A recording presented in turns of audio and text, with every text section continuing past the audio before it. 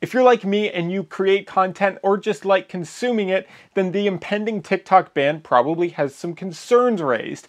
Also, you might be getting a good laugh out of the congressional hearing and some of the questions that are being asked, so naturally, we're going to react to some of them to give you my thoughts as a content creator and what this means for us and TikTok as a platform. Also, while we're talking about it, make sure to follow me down on TikTok below at FinnShoots.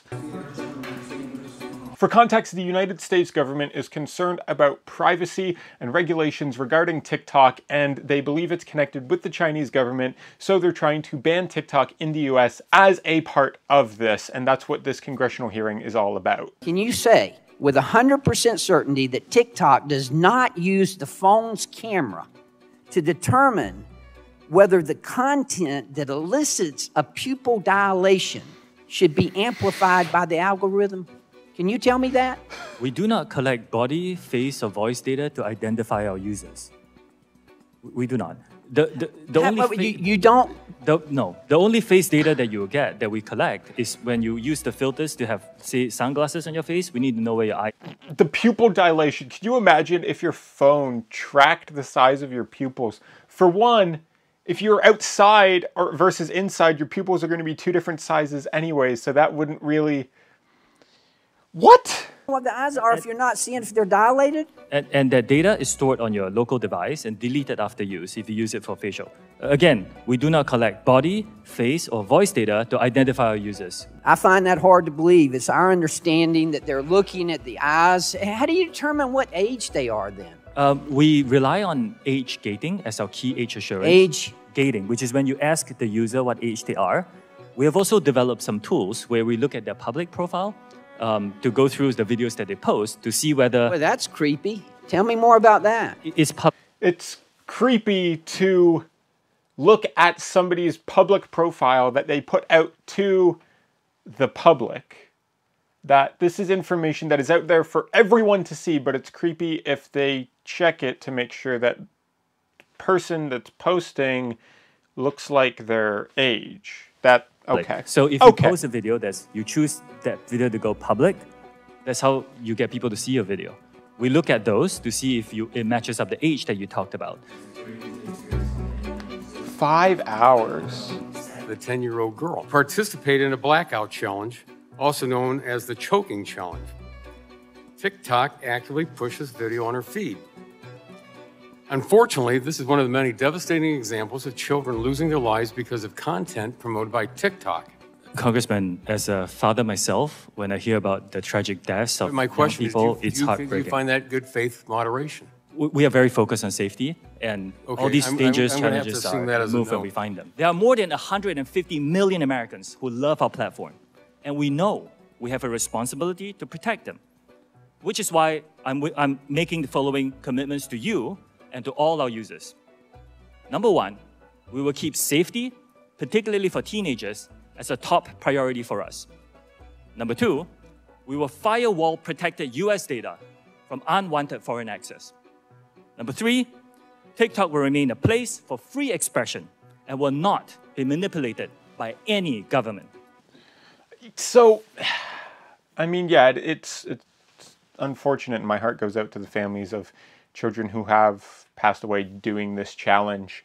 And it's something that you've seen since the dawn of the internet. These challenges will come up and people will do them, even knowing that they're not exactly safe. The earliest one I remember was the cinnamon challenge, and that one was less harmful, but people were still hurt in that. You know, it shows that they're being cautious of privacy. There's a couple videos that I also saw when I'm scrolling through my phone that I'm going to add in here because they're just too funny. As a conservative from the great state of Texas, I am deeply concerned because every time I use the TikTok application, I am served nothing but dancing, homosexuals, fluffers, and drag queens. And I'd like you to explain right now how algorithms work.